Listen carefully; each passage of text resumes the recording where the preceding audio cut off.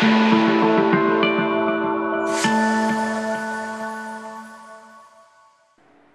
guys, Marcus Katkin from Blindside Football, here to give you my GPP picks for Week 13. And man, I got a lot of them this week, so let's get this thing rolling. Let's start off at quarterbacks, and probably my favorite quarterback play of the week, Eli Manning. A lot of people are on the other quarterback in this game, Ryan Fitzpatrick, for very similar reasons to Eli, but I actually like Eli on this side. I think this game actually is going to be a little bit of a shootout. It's kind of reminiscent of Eli and Breeze a few weeks ago, when both quarterbacks were putting up lots of points, putting up lots of touchdowns. Both defenses, pass defenses, a little bit in shambles. The Jets actually a worse pass defense than you think, and no Darrelle Revis this week. I think Odell Beckham is going to feast in this matchup against Antonio Cromartie, and I think Eli connects with him on one, if not multiple, touchdowns in this game. I really like Eli this week. Like I said, the Jets, you can't really run on the Jets. They have a great run defense, so I think they're going to look to the air, something Manning has done frequently these last couple of weeks. I think putting up over 40 pass attempts in like the last 3 weeks. Just really like this. Only 1.7% owned in the FanDuel competitions on Thursday night. Next up, another guy that's kind of been an afterthought, Ryan Tannehill, just 2.1% owned in the Thursday FanDuel competitions. Bill Lazor is gone. They're saying that they're going to give Ryan Tannehill more command of his own offense, allow him to audible, kind of do his thing, and kind of run the offense, and I like that for him. The last 3 games, multiple touchdowns in every game, and again, similar to the Jets, Baltimore, a great run defense, but obviously a terrible secondary. I like Tannehill against that terrible Baltimore secondary, and I think with Rashard Matthews missing this game, I think we're going to see another big game from Jarvis Landry, so keep him on your map too, as well as a wide receiver GPP play.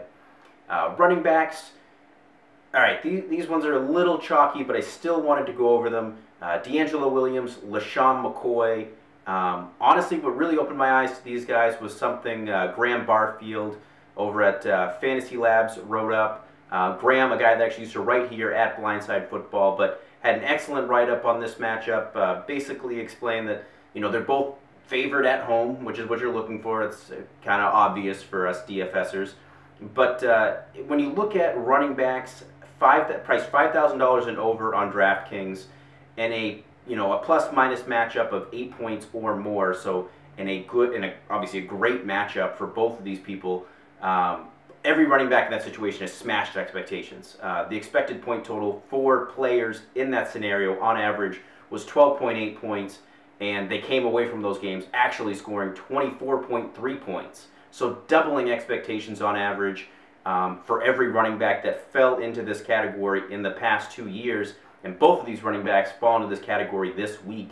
So I really like both of these guys here. Both guys, ones that are heavily involved in their offense, catch a lot of passes out of the backfield, which you like on sites like DraftKings where it's full point PPR. Like I said, both favored at home.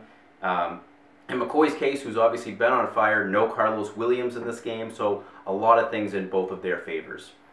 Next up, Darren McFadden. His stinker on Thanksgiving is keeping his percentage really low owned, just 3.3%, but we've seen him get a big workload ever since becoming the starter, well involved in the passing game as well. And with Matt Hasselbeck at quarterback, Tony Romo lost for the season, we've seen what happens. They run the ball with McFadden. They don't want to put the ball in Castle's hands, and frankly, I don't blame them. I would give it to McFadden too in that case. But the Redskins, terrible run defense, so I expect McFadden to kind of run wild all over them. And I love this situation again, really low owned, so great time to kind of get him in your GPPs.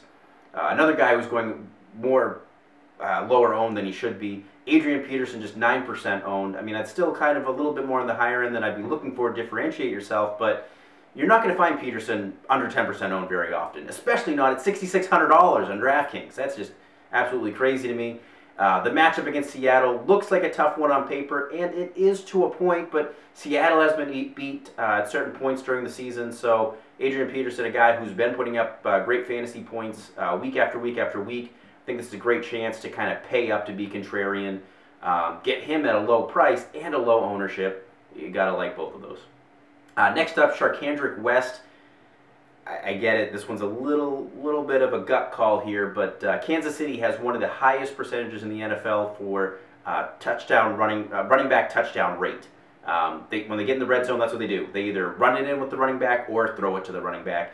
So their running backs have scored at an enormous rate. A running back for the Chiefs has scored a touchdown in every game since week 6. Just crazy touchdown percentage there. And he's going to be really low owned because of the scare that he's going to share time with Spencer Ware. And to be honest, I think it's going to be all West. I don't think we have to worry about Ware at all. But other people are worried about Ware driving that ownership percentage down. Great matchup here against Oakland, so I'm on Charkandrick West. Wide receivers, I already talked about Odell Beckham and why I like Eli and that whole thing. So if you're pivoting off Odell a little bit, who in his own right was only 10.9% owned on FanDuel on Thursday. Julio Jones, 10.4% owned, still kind of up there, but low for Julio. Coming off a bad game, probably won't have 2 in a row, and this was another Graham great write-up again this week on Fantasy Labs, but every time that Julio Jones' price drops, the following week he actually sees a 40% increase in his fantasy points over a season average. So he always bounces back. When he sees his price drop, he bounces back big. Tampa Bay, great matchup. Come on, I don't need to tell you why to roster Julio Jones. Mike Evans, so I think some people are worried about Trufant in this game. I'm not. I think he's going to be on Vincent Jackson, which is going to open things up for Evans, who's been a target beast all season. 3.9% owned on Thursday night, so really low ownership. We've seen him have huge games. I like Mike Evans this week. Martavis Bryant, another guy going really low owned this week. 9.2 targets in every on average for targets this season. Antonio Brown is going to get Vontae. He's going to get Vontae Davis this week. So that should open up more things for Martavis Bryant on Greg Toller, who's been beat consistently this year. I love Martavis Bryant this week. We all know about Ben Roethlisberger and how he is at home and how he throws almost twice as many touchdowns at home compared to on the road. So you got that going for him. You got the targets. You got the fact that Vontae Davis is going to push more targets towards Martavis Bryant, and at his low price, you got to love it. Tight ends, got a few tight ends here for you. Starting off with probably my favorite play, Julius Thomas. Great matchup this week against Tennessee. No Allen Hurns, which is going to open up more targets and more red zone targets for Julius Thomas, who has been actually getting a lot of targets and red zone targets this season when he's been playing. He just hasn't been converting them until last week. But again, Allen Hurns out.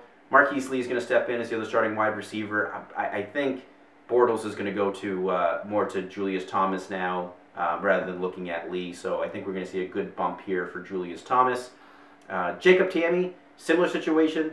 No Leonard Hankerson this week. Great matchup against Tampa Bay, who we actually beat earlier this year for 10 receptions and over 100 yards.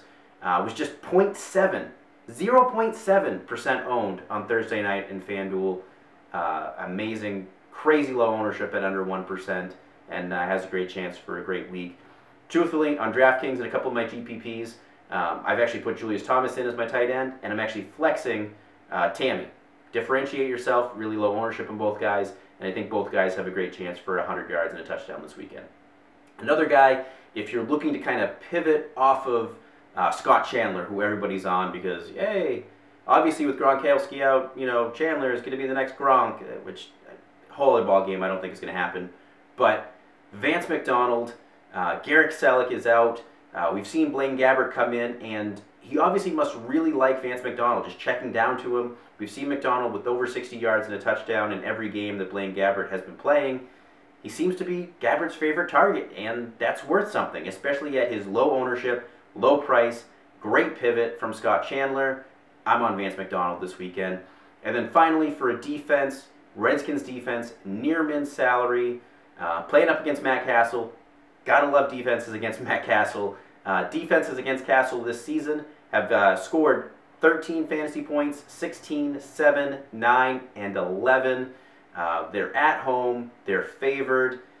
Dallas only 18.8 implied fantasy points. So you gotta like all those.